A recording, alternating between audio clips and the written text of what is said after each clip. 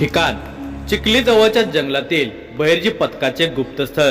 नायकाने आपल्या हातातील नकाशावरून तळहात फिरवला। एका चिनी बनावटीच्या कागदावर तो नकाशा अतिशय सुरळीत आणि ठळकपणे रेखाटलेला होता। युरोपीय लोक त्यांच्या कामकाजासाठी चिनी कागद अधिक वापरत असत। अर्थात भारतातही कागदांचे कारखाने होते, परंतु चिनी कागद भारतीय कागदाच्या मानाने अधिक पातळ आणि आकर्षक असे। नायकाने त्या नकाशावर सर्वदूर नजर फिरवली। तापी नदीच्या काठावर सुरतेचा किल्ला होता।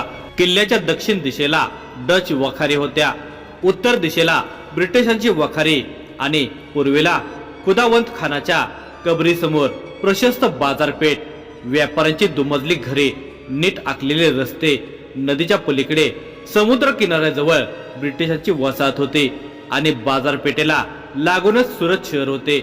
उत्तरेला अहमदाबाद दरवाजा, पूर्वेला बुरानपूर दरवाजा आणि दक्षिणेला उधना दरवाजा असे विशालकाय दरवाजे होते। एवढे महत्वाचे शहर असून देखील सुरतेभोवती सुरक्षा भिंत मात्र नव्हती। वेगवेगळ्या दिशेला जाणाऱ्या रस्त्यांच्या वर ते विशालकाय दरवाजे उभारण्यात आले होते आणि तिथे सैनिकांच्या चौक्या बसवल्या होत्या। त्या नकाशावरून हात फिरवल्यावर बहिर्जी नायकाने एक डोळा किंचित बारीक करत स्मित हास्य केले। त्यांच्या चेहऱ्यावर भिकाजी प्रति अभिमान झळकत होता। त्याने त्या नकाशाला आणखी समोर धरले आणि म्हणाले, शाबास भिकाजी, शाबास। शिवाजी राजांचा खरा वाघ शोभतो हा भिकाजी। मग त्याने आपल्या साथीदारांकडे मान वळवली, तसे त्यांच्या खांद्यावर बसलेल्या त्या गरुडाने पंखांची हालचाल केली। ते म्हणाले, बघा रायाजी मंबाजी काशी, राजाने भिकाजीला सांगितलं होतं की स्वराज्याच्या रयतेला लुटल्याचं जे स्वतःच्या कपाळावर पातक घेऊन फिरतोयस ते उर्वरित आयुष्यात पुसून टाक। पठ्यानं राजांना दिलेला शब्द तंतोतंत पाळला आहे। स्वराज्याची तिजोरी भरण्यासाठी अतिशय महत्वाचं योगदान दिलंय ह्यानं। सगळ्यांना भिकाजीच्या कार्याचे कौतुक वाटत होते। खरोखर महत्वाचं योगदान दिलंय भिकाजीनं। नाईक रायाजी पुढे म्हणाला, ह्या नकाशामुळं आपल्या सैन्याला आणि आपल्याला सुरतेचा चांगला परिचय होईल। सुरतेतले रस्ते आणि आपण ज्या ज्या ठिकाणी कामगिरी बजावणार आहोत तो परिसर शोधायला आपल्याला फारसं अवघड जाणार नाही। म्हणजेच आपलं अर्ध कार्य सोपं झालं तर। काशीने देखील आपला विचार व्यक्त केला। होय, नायकाने मान हलवली। इतकंच नाही नायक, आप्पाजी म्हणाले। तशी नायकाने त्यांच्याकडे मान वळवली। आप्पाजी बोलू लागले, भिकाजीला सुरतेतल्या प्रत्येक युरोपीय व्यापाऱ्याची आणि धनाढ्यांची वर्तन, व्यवहार आणि सवयी यांचा चांगला परिचय आहे। त्यानं हे जे काही साध्य केले त्याचा मोहिमेत आपल्याला चांगलाच लाभ होणार आहे। त्यामुळं आपण सुरतेतल्या धनाढ्यांचा सगळा हिशेब लवकरात लवकर मांडू शकू। आश्चर्य व्यक्त करत गौराने भुवया उंचावल्या। सगळ्यांनी तिच्याकडे पाहिले। आश्चर्याचीच बाब आहे ही। सुरतेतल्या सगळ्या व्यापाऱ्यांवर आणि धनाढ्यावर तो इतकं बारकाईने लक्ष ठेवू शकतो, म्हणजे तो नेमकं कोणतं सोंग घेऊन सुरतेत वावरतो? गौराने कुतूहलाने विचारले। आप्पाजींनी स्मितासे केले। डोळे बारीक करून ते म्हणाले, सुरतवासियांच्या नजरेत तो एक अत्यंत गरजू पण मेहनती माणूस आहे। सुरतवासी त्याच्याकडून आपापल्या घरची वेगवेगळी कामं करून घेतात। त्या बदल्यात कुणी मोबदला देतं तर कुणी देतही नाही। तो कुणाला काही मागत नाही। जे मिळेल ते खातो, जे पडेल ते काम करतो। तो सुरतेत सगळ्यांच्या परिचयाचा आहे। असा कुणी माणूस नाही जो त्याला ओळखत नाही। त्याला सुरतेतील प्रत्येक माणसाच्या घरातल्या खोल्या, खिडक्या, दारं ठाऊक आहेत।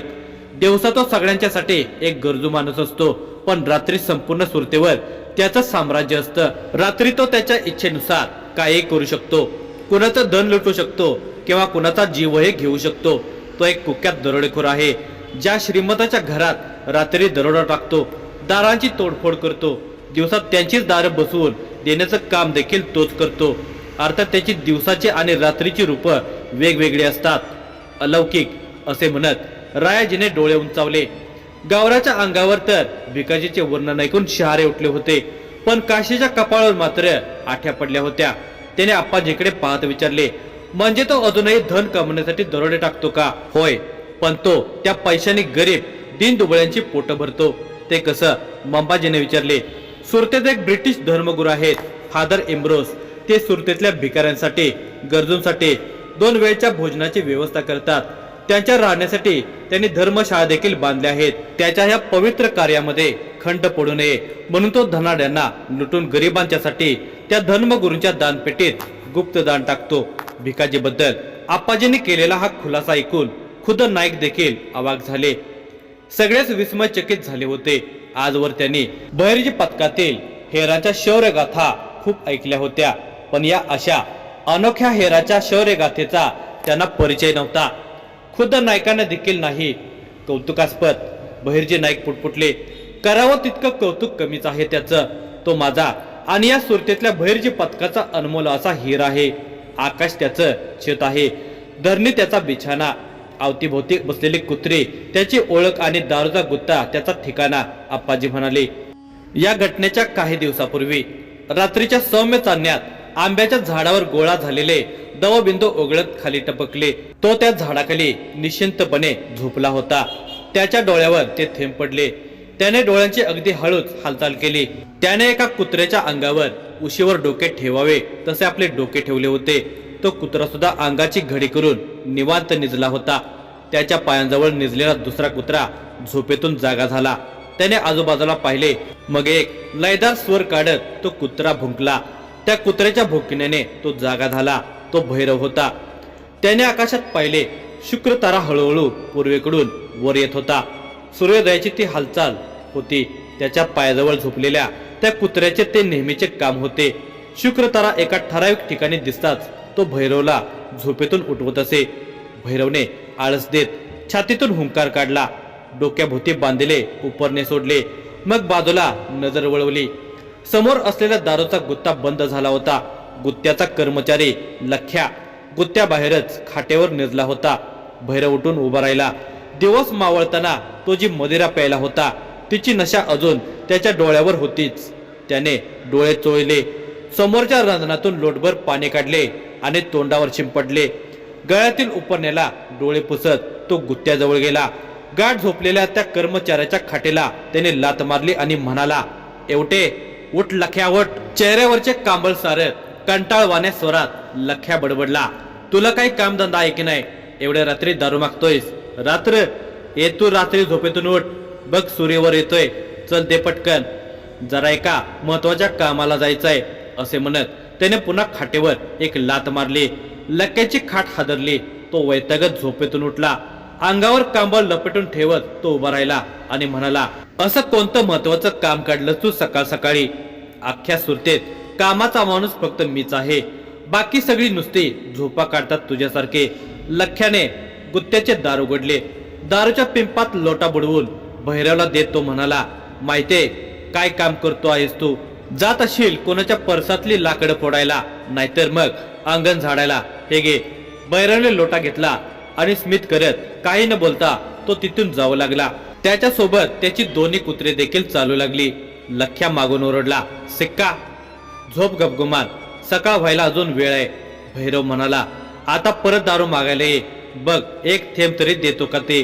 तू काय देणार नाही, तुझा बाप पण देईल. असे म्हणून वर तोंड करून लोट्यातली दारू भैरवने तोंडात ओतली.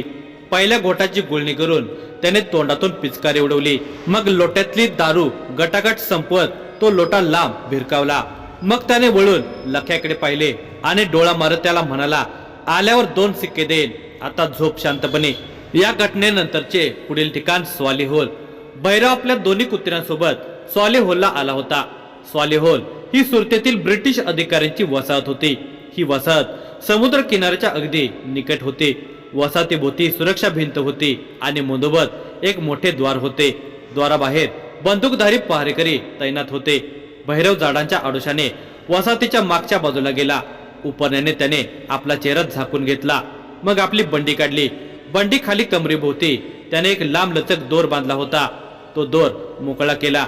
दोराच्या पुढच्या टोकाला गोलाकार गाठ मारली आणि तो दोर त्याने भिंतीवर फेकला. भिंतीवर असलेल्या टोकदार सळीत तो दोर अडकला.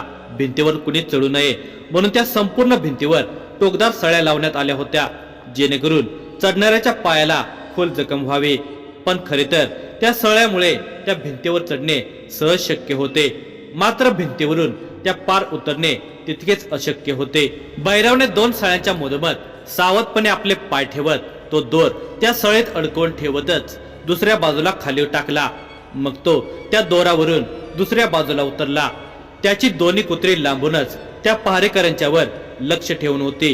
पहारेकरी जागे झाल्यास ती कुत्री त्याला इशारा देण्यासाठी भुंकणार होती, पण ते पहारेकरी बसल्या बसल्या गाढ झोपी गेले होते. भैरव इमारतीच्या सावलीचा लाभ घेत एका भव्य इमारतीजवळ आला होता, पण अचानक त्या इमारतीचे मागचे दार वाजल्याने तो एका झाडाच्या आडोशाला लपला. दार उघडले गेले. भैरवने हळूच झाडाआडून लपून पाहिले.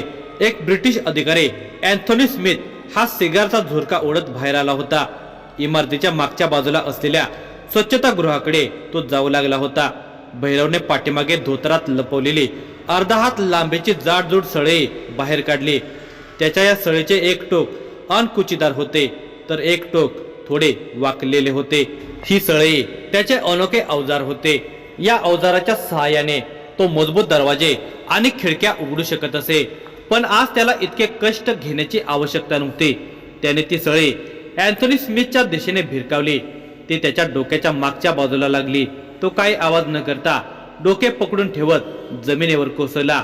भैरव झाडाडून बाहेर निघाला. त्याने त्याचे ते अवजार पुन्हा कमरेत लपवले. अँथोनीकडे पाहिले. त्याची विजार ओली झाली होती. त्या अवजाराचा दणका एवढा शक्तिशाली होता की जमिनीवर पडताच त्याने विजारीतच लघुशंका केली होती, पण तो फक्त बेशुद्ध पडला होता. किती ताकदीने मारल्यावर ते अवजार भिरकावल्यावर माणूस बेशुद्ध पडतो आणि किती ताकदीने मारल्यावर माणसाचा मृत्यू होतो याचा भैरवला चांगलाच अभ्यास होता.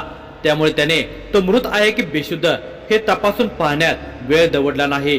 त्याने अलगदपणे पाय उचलत अँथोनीच्या इमारतीत प्रवेश केला. त्याला अँथोनीच्या त्या दुमजली इमारतीतील सगळ्या खोल्या ठाऊक होत्या. इमारतीच्या डागडुजीच्या वेळी तो मजूर म्हणून तिथे कामाला होता.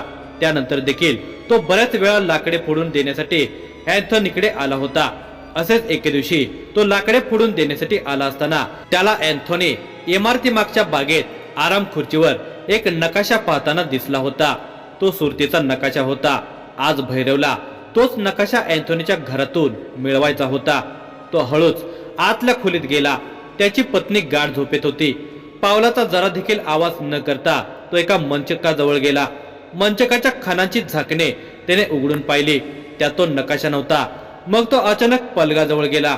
तिथे त्याला अँथोनीच्या पत्नीच्या उशा खालून बाहेर आलेली एक कागदाची गुंडाळी दिसली होती.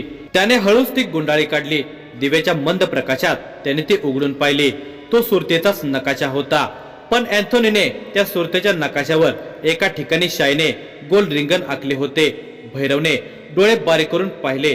ते रिंगण सुरतेच्या उत्तर दिशेला असलेल्या ब्रिटिश कब्रिस्तानच्या मागच्या बाजूला असलेल्या जंगलावर होते. अँथोनीने या जंगलावर रिंगण का आखलं असावं आणि त्या नवरा बायकोनं नकाशाला उशाखाली का ठेवलं असावं?